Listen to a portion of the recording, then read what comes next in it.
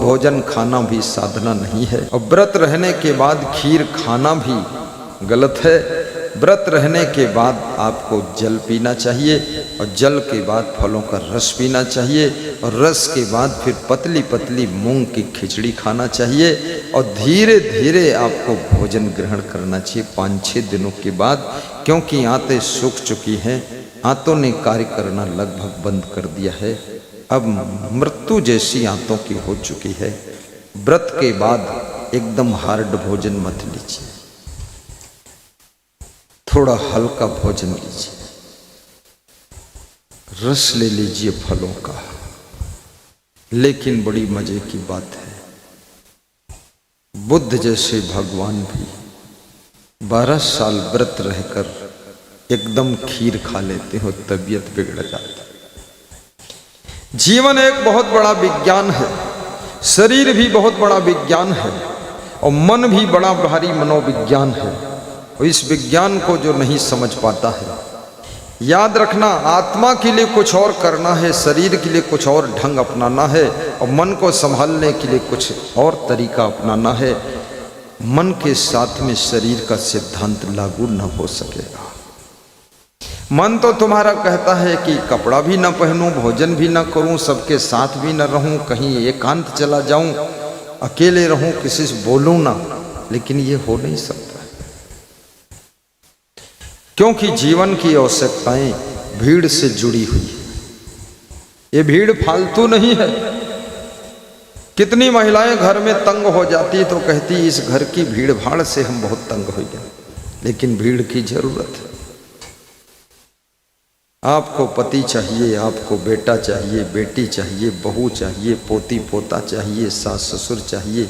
ये परिवार जब बढ़ेगा तो भीड़ तो होगी और फिर मौसी बढ़ेंगी, फिर 1-2 मौसी 10 मौसी हो गई, 2-4 बुआ जी हो गई और फिर मौसी की मौसी, ठौसी की ठौसी, फिर कितना सब बुआ जी, सुआ जी, कुछ हुआ जी, सब भीड़ हो जाती है। और याद रखना, जब रिश्तेदारों की भीड़ आती है, कुछ मिले न मिले, लेकिन मन में खुशियां तो आती है। अकेले डाल पर बैठी हुई चिड़िया भी उदास रहती है और वो चिड़िया जब सैकड़ों चिड़ियों के साथ में बैठती है तो फुदकने लगती है, किलकारी करने लगती है, गीत गाने लगती है, उछलने लग जाती है। अकेला बैठा हुआ आदमी उदास हो जाता है, हताश निराश हो जाता है, और जब 10 आदमियों के बीच में तुम पहुंचते हो, कोई न कोई हंसी का प्रसंग आ जाता है, हंसते हंसते जिंदगी गुजर जाती है।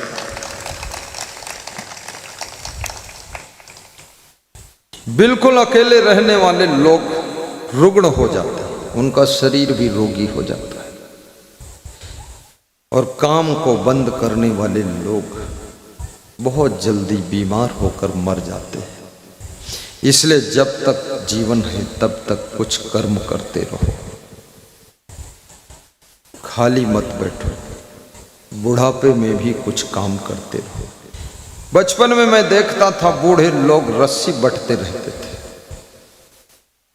आजकल तो रस्सियां भी एक से एक रेडीमेड आ रही है, मशीनें रस्सी बट के भेज रही, रस्सी बटने का काम खत्म। बुजुर्ग लोगों को मैं देखता था मूंज कूटते रहते थे, अब तो बुजुर्ग लोग खुद ही कूटे जाते हैं। मूंज कुटाई बंद होनी, कुटाई शुरू। और आज के 50 वर्ष पहले मैं देखता था गांव के लोग एक दूसरे की चिंता रखते थे और कहते थे आज चलो हमारे घर भोजन करो। दूसरे के मेहमानों को भी बुलाने आ जाते थे कि चलो एक टाइम हमारे यहाँ भोजन करना, भाई इनके दामाद हो तो हमारे भी दामाद हो।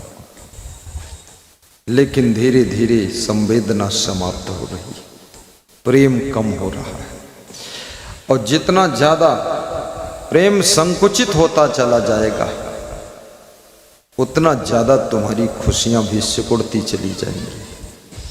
प्रेम का जितना अधिक विस्तार होगा उतना अधिक तुम्हारी खुशियों का फैलाव होगा। सामान कभी कभी दूसरों को देना भी चाहिए, उनसे लेना भी चाहिए। इससे भी व्यवहार और प्रेम बढ़ता है। कुछ दूसरों से मांग लो, इससे अहंकार गिर जाता है। कुछ दूसरों को दे दो, इससे आपके भीतर उदारता बढ़ती है कि हम भी देंगे कुछ। किसी गांव में, गुजरात में, पादरा तालुका में किसी गृहस्थ ने आश्रम बनाया। तो जिस गांव में आश्रम था, उस गांव के लोग चुपके से आश्रम में कुछ कुछ चोरी कर लेते थे। सीमेंट चुरा ले गए, छड़ चुरा ले गए, गिट्टी मोरंग उठा ले गए, जो पाते थे उठा ले जाते थे। तो उस आश्रम का जो मेन मुखिया था, पटेल था, बूढ़ा था, उसने अपने बेटे से कहा ये चोरी बंद नहीं होगी, एक काम करो, आश्रम में 10 बीघे जमीन है तो 2 बीघे सब्जी बो दीजिए। सब्जी बो दिया।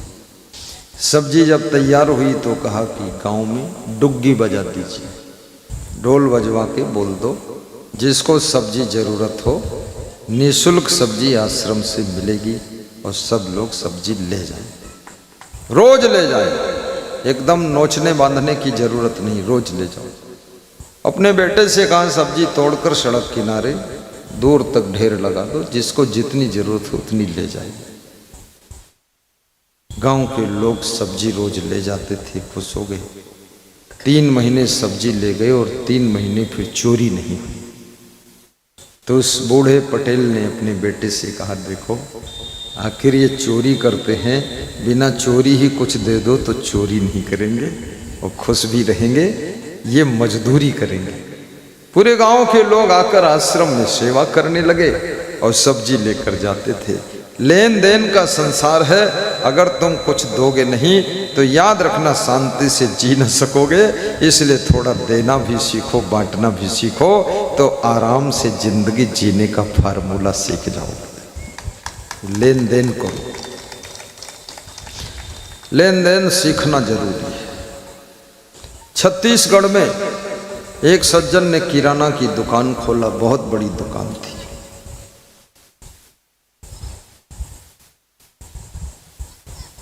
गांव के लोग उनका गुणगान करते थे। मैं नाम नहीं लूंगा उनका, लेकिन 12,000 की बस्ती का गांव था। उनकी दुकान किराना की बहुत चलती थी, लोग प्रशंसा भी करते थे। तो मैंने उस दुकानदार से पूछा, वो प्रोग्राम करा रहे थे, हमने कहा लोग बड़ा गुणगान तुम्हारा कर रहे हैं, बात क्या है? बोले बात छोटी सी है, लेकिन छोटी सी बात से बड़ी बात बन गई है। क्या है? बोले गांव में कोई कार्यक्रम होता है, चाहे दुर्गा पूजा हो, चाहे गणेश पूजा हो, चाहे कोई सत्संग कराए, चाहे कोई भंडारा करे, सबसे बढ़ चढ़ करके योगदान और अन्नदान और किराना का सामान हम उसमें दान कर देते हैं। ये पूरा गांव 90% हमारे यहाँ से ही खरीदता है और कोई मेरा विरोध नहीं है। किसी की बेटी का विवाह है तो उसको शक्कर दान कर देता हूँ, बोल देता हूँ जितनी शक्कर लगेगी 2-3 बोरी हम देते। गुरुदेव हमारा कोई विरोध ही नहीं, सब खुश रहते हैं। वास्तव में जो पेड़ तुम्हारे द्वार पर लगा है, अगर वो छाया भी ना दे और फल भी ना दे, तो तुम उसको कुल्हाड़ी लेकर काटने की तैयारी करते हो। संसार का जो व्यक्ति तुम्हारा कुछ भी फायदा ना करे, उससे या तो तुम रिश्ता तोड़ते हो और या तो फिर उसको नीचे गिराने की कोशिश में लग जाता। ये जो समाज में ईर्ष्या बहुत बढ़ रही, जलन बढ़ रही है, इसके पीछे एक बहुत बड़ा कारण है। जब तुम उन्नति करते हो तो अपने आसपास वालों को थोड़ा 10% मदद भी करो। अगर 10% मदद नहीं करोगे तो वे सब तुम्हारा काम बिगाड़ना शुरू करते हैं। लोग साफ साफ कहते हैं अरे उनके धनवान बनने से हमारा क्या फायदा, उनके घर गाड़ी आई तो उससे हमारा क्या फायदा, और उनके घर में ट्रैक्टर आया तो हमारा क्या फायदा। वो अपना फायदा देख रहे हैं, तुम्हारे ट्रैक्टर पर कितना कर्जा है इससे कोई उनको मतलब नहीं, वो देख रहे हैं हमारा क्या फायदा। इसलिए दूसरों को भी थोड़ा फायदा कराइए। 10% दूसरों के लिए ही हिस्सा निकाल लीजिए। धर्म के लिए 10% दान बाद को करिए, पहले ये नादान लोगों के लिए दान करिए, अन्यथा ये डिस्टर्ब करेंगे। और 10% अपने रिश्तेदार, परिवार वालों, कुटुंबियों के लिए भी निकालिए। और 10% जो क्षेत्र में गुंडे हैं, लफंगे हैं, नालायक हैं, और जो उनके लिए निकालिए। 10% राजनीति के लिए भी निकालिए। ये 50% आपको निकालना पड़ेगा। अब बचा 50%, उस 50% में तुम अपना विकास करो, फिर निर्विरोध विकास करो, कोई बाधा है ही नहीं। सीधे हाईवे पकड़ो, जाओ आप तेज गति से, लेकिन सबका परसेंटेज है, क्योंकि आदमी अपना फायदा ढूंढ रहा है। फायदा के लिए लोग कायदा भी छोड़ देते हैं, मर्यादा भी छोड़ देते हैं, और फायदा में गिर जाते हैं। और अगर फायदा ना हो तुमसे तो तुम्हारी निंदा भी करते हैं। नीचा पर यशोग्निनतः ततो निंदाम प्रकुर्वते असक्तास तत्पदम गंतुम।